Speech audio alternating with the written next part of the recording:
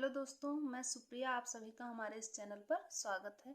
और आज हम पढ़ने वाले हैं प्रश्नावली 6.3 का क्वेश्चन नंबर 8, जिसमें दिया गया है समांतर चतुर्भुज ABCD की बढ़ाई गई भुजा AD पर स्थित E एक बिंदु है तथा BE भुजा CD को F पर प्रतिच्छेद करती है, तो दर्शाइए कि त्रिभुज ABE समरूप त्रिभुज CFB।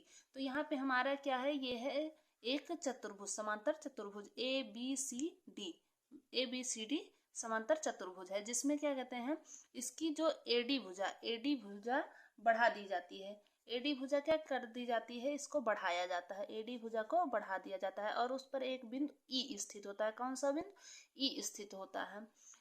तथा BE भुजा, अब जो BE, यहाँ से इसको हम मिलाएंगे, यहाँ से इसको BE तथा BE भुजा CD को किस पे प्रतिच्छेद करती है? F पर, F पॉइंट पर प्रतिच्छेद करती है। तो दर्शाना है कि त्रिभुज ABE ये बड़ा वाला त्रिभुज और त्रिभुज CFB समरूप है या नहीं। ये बड़ा वाला त्रिभुज और ये छोटा वाला त्रिभुज समरूप है या नहीं।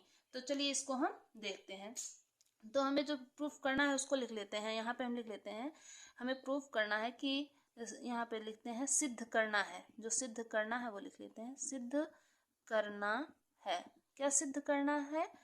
कि त्रिभुज ABE समरूप त्रिभुज CFB है कि नहीं, ये हमको सिद्ध करना है।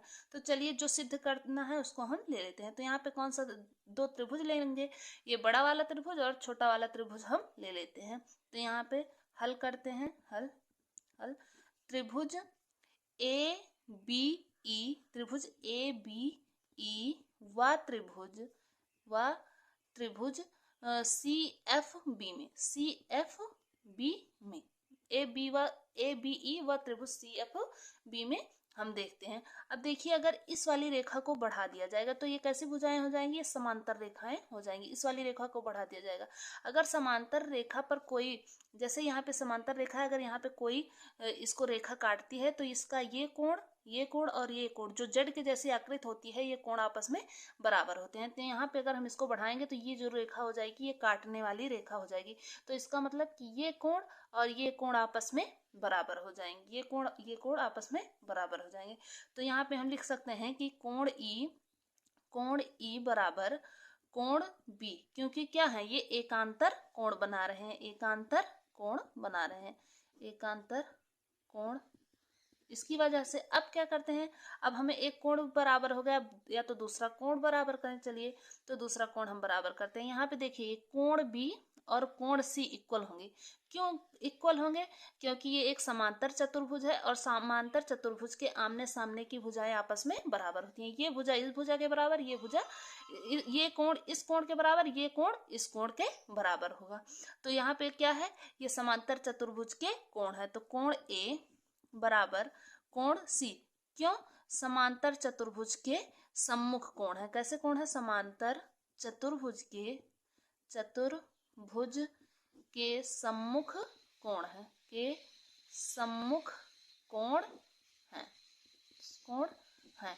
अब यहाँ पे जब हमें दो कोण आपस में बराबर मिल गए, दो त्रिभुजों के दो कोण आपस में बराबर मिल गए, तो तीसरा कोण अपने आप ही बराबर हो जाएगा। ये हम पहले पढ़ चुके हैं। जब दो कोण बराबर हो गए तो तीसरा अपने आप बराबर हो जाएगा। अतः हम लिख देंगे, क्या लगाएंगे? अतः एंगल कोण समरूपता कसौटी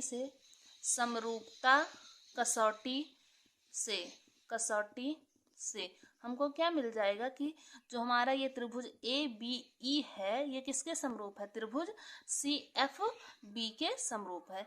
ये हमने प्रूफ कर लिया।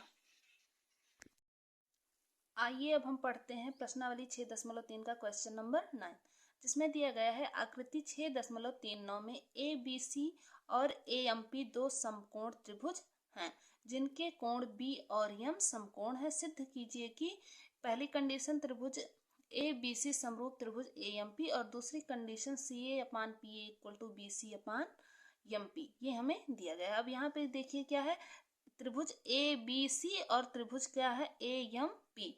ये दो त्रिभुज हैं ABC और AMP, जिसमें कोण M और कोण B क्या है, समकोण हैं। ये हमको दिया गया है। अब हमें जो कंडीशन दी गई है वो सिद्ध करना है कि हमारा त्रिभुज ABC और AMP समरूप है, इसे हमें प्रूव करना है। तो चलिए यहाँ पे हम फर्स्ट वाली कंडीशन को प्रूव करते हैं। तो हमें प्रूव करना है कि त्रिभुज ABC समरूप त्रिभुज AMP, ये हमें प्रूफ करना है।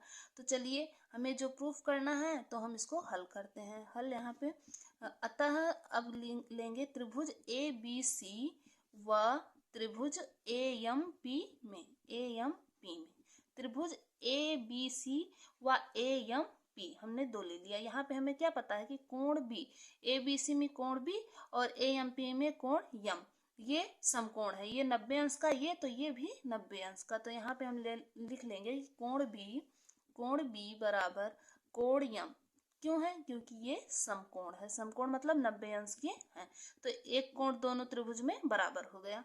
अब हम देखते हैं कि यहाँ पे हमें दोनों त्रिभुजों में क्या उभयनिष्ठ दिख रहा है, कौन सा कोण दोनों में दिख रहा है। तो यहाँ पे हमें जो कोण A है, AMP में भी दिख रहा है कोण A, और ABC में भी कोण A दिख रहा है। ये कैसा कोण हो गया? उभयनिष्ठ कोण। तो यहाँ पे लिख लेंगे कोण A बराबर कोण A।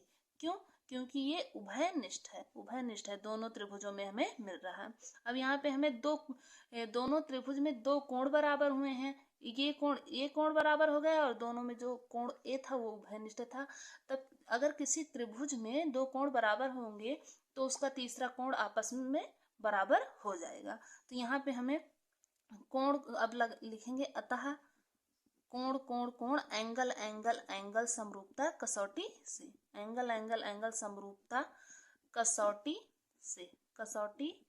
से हमें क्या मिल गया? कसौटी से मिला कि त्रिभुज ABC समरूप है किसके? त्रिभुज AMP, क्योंकि इसके आपस में कोण बराबर है। अब हमने पहली कंडीशन तो हमने प्रूफ कर ली। अब हमें प्रूफ करनी है दूसरी वाली कंडीशन। क्या है दूसरी कंडीशन? कि त्रिभुज CA/PA इक्वल टू BC/MP। तो यहाँ पे हम लिख लेते हैं सेकंड नंबर वाला कि CA/PA इक्वल टू BC/MP, ये हमें प्रूफ करना है। अब CA और PA कहाँ पे है? यहाँ पे CA है, PA है और BC है, MP है। तो इसका मतलब कि यही दोनों त्रिभुज हमको लेना है। तो यहाँ पे भी हम लिख लेते हैं कि त्रिभुज ABC व त्रिभुज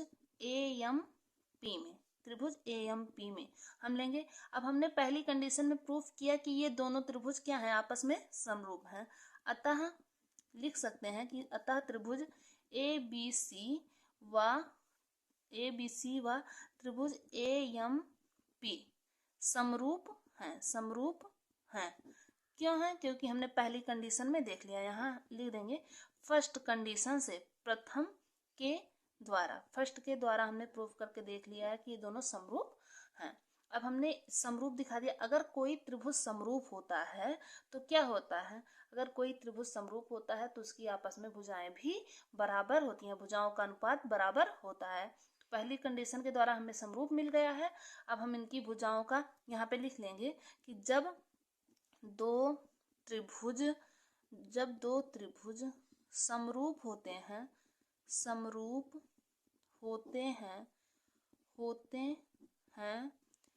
तो उनकी भुजाओं का अनुपात बराबर होता है। उनकी भुजाओं का अनुपात बराबर होता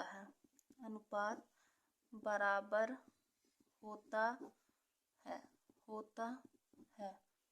ये हमें पता है। जब उनकी भुजाओं का बराबर होता है अनुपात, तो हमने लिया था कौन सा त्रिभुज?